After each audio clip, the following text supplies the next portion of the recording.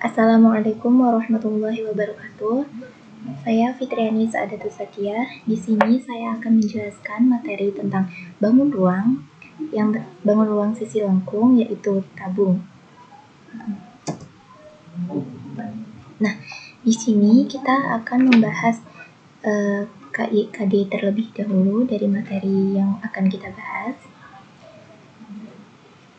Pertama, kompetensi inti. Mengelola, menyaji, dan menalar dalam ranah Konrad menggunakan mengurai, merangkai, memodifikasi. Yang pertama, kompetensi inti, yaitu mengolah, menyaji, dan menalar dalam ranah Konrad menggunakan mengurai, merangkai, memodifikasi, dan membuat. Dan ranah abstrak, menulis, membaca, menghitung, menggambar, dan mengarang sesuai dengan yang dipelajari di sekolah dan sumber lain yang sama dalam sudut pandang atau teori. Kompetensi dasarnya yaitu membuat generalisasi luas permukaan dan volume berbagai bangun ruang sisi lengkung. Ada tabung, kerucut, dan bola. Nah, di sini kita akan membahas tentang tabung. Indikator pencapaian kompetensinya yaitu memecahkan masalah konseptual yang berkaitan dengan tabung. Selanjutnya, menyimpulkan suatu masalah yang berkaitan dengan tabung dan menghubungkan luas permukaan tabung dengan volume tabung. Nah, kita kembali lagi. Di sini kita akan membahas tentang materi. Yang pertama yaitu pengertian bangun ruang. Bangun ruang adalah bangun 3 dimensi yang mempunyai volume atau isi. Nah, volume tersebut dapat diketahui dengan rumus bangun ruang sesuai jenisnya. Nah, bangun ruang itu ada bangun ruang sisi datar dan bangun ruang sisi lengkung. Di sini kita akan membahas tentang bangun ruang sisi lengkung. Nah, bangun ruang sisi lengkung itu sendiri yaitu bangun ruang yang memiliki sisi lengkung minimal satu sisi. Bangun ruang ini termasuk bangun ruang 3 dimensi. Nah, bangun ruang 3 dimensi itu maksudnya yaitu bisa dilihat dari segala arah. Nah, bangun ruang sisi lengkung yang akan kita bahas yaitu tabung. Tabung adalah bangun ruang sisi lengkung yang memiliki 3 sisi. Di sini sisinya ada 3 sisi. Yang pertama disebut bagian atas atau juga bisa kita sebut bagian tutup.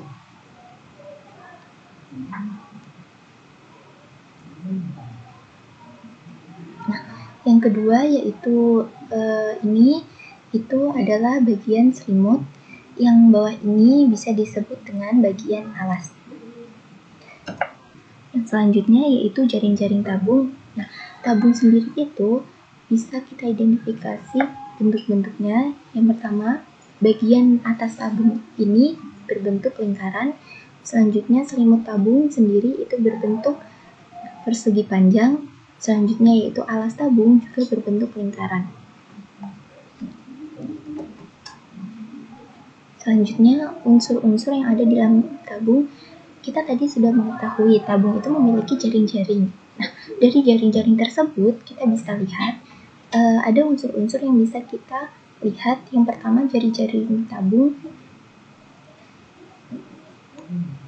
Jaring-jaring tabungnya yang pertama ada di sini, yaitu yang disebut dengan jari-jari. Nah, yang kedua yaitu tinggi tabung ini terdapat di bagian selimut tabung yang berbentuk persegi panjang tadi. Yang ketiga yaitu sisi tabung. Sisi tabung ini terdapat di selimut tabung, terdapat juga di alas tabung, terdapat juga di bagian tutup tabung. Yang selanjutnya kita membahas tentang rumus dari tabung. Nah, yang pertama kita membahas tentang volume dari tabung.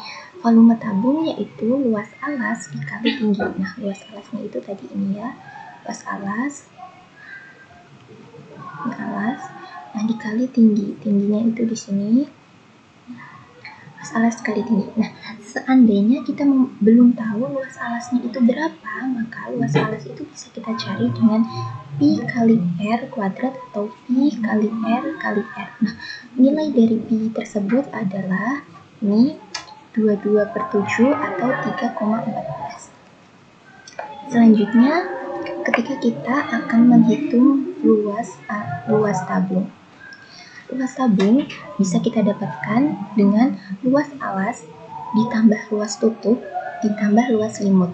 Maksudnya yaitu jika kita ingin mengetahui luas tabung, maka kita menghitungnya dari luas alas ini ditambah dengan luas tutup ditambah dengan luas selimut tabung.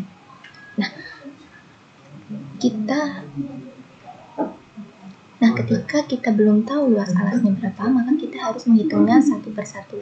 Luas alasnya itu pi dikali R kuadrat, luas tutupnya yaitu dari pi dikali R kuadrat. Selanjutnya luas selimut tabung yang bagian tengah ini dari 2 kali pi kali R kali T. Ingat, pi-nya itu adalah 22/7 atau 3,14. Selanjutnya, ketika kita hendak menghitung luas permukaan tabung. Luas permukaan tabung itu bisa kita dapatkan dari rumus 2 dikali luas alas dikali luas selimut tabung. Nah, luas alas dan luas selimut tabung ini kita hitung satu persatu dulu, yaitu tadi luas alas yaitu pi kali R kuadrat. Nah, luas selimut tabung itu 2 kali pi kali R kali T. Jika digabung maka mendapatkan rumus yaitu 2 dikali pi kali R dikali R plus T.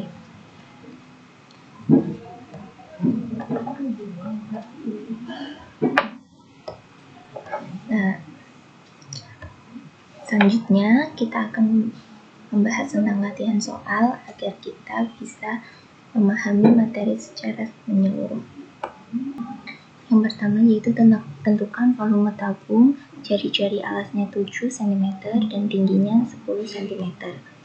Nah, yang pertama kita tulis dulu volume tabung, yaitu volume sama dengan luas alas dikali tinggi ya.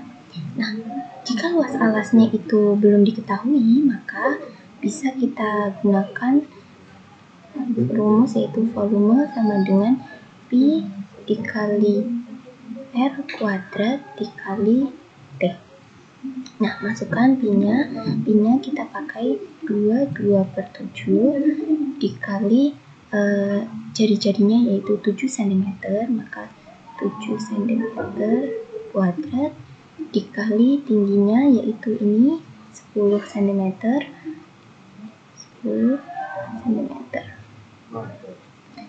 Ini kita hitung, jadi 227 dikali 49 cm kuadrat dikali 10 cm.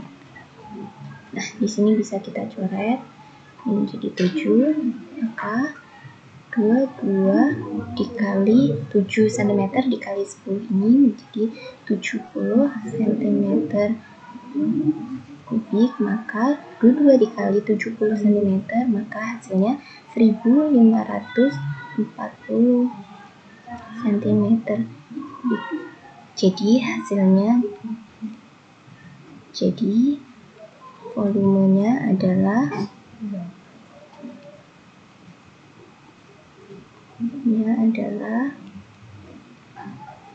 1540 cm. Nah, soal selanjutnya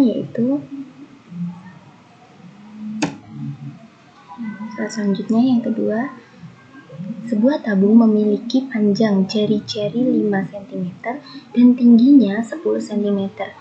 Pi yang akan digunakan yaitu 3,14. Hitung luas selimut tabung tersebut.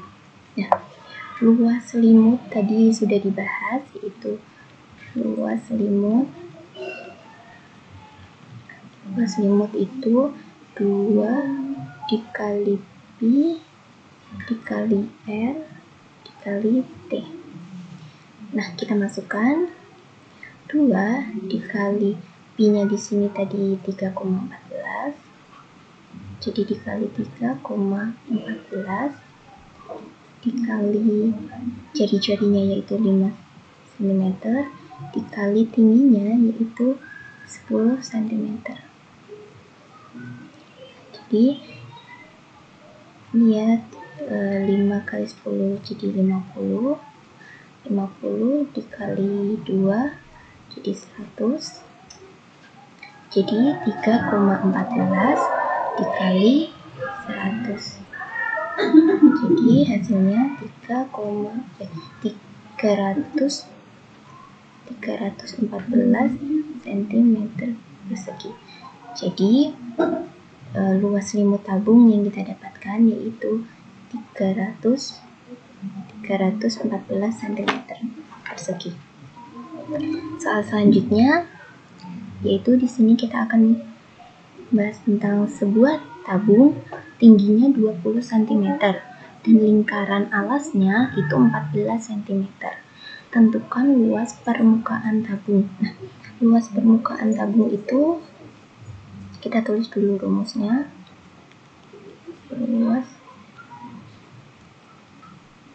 Luas permukaan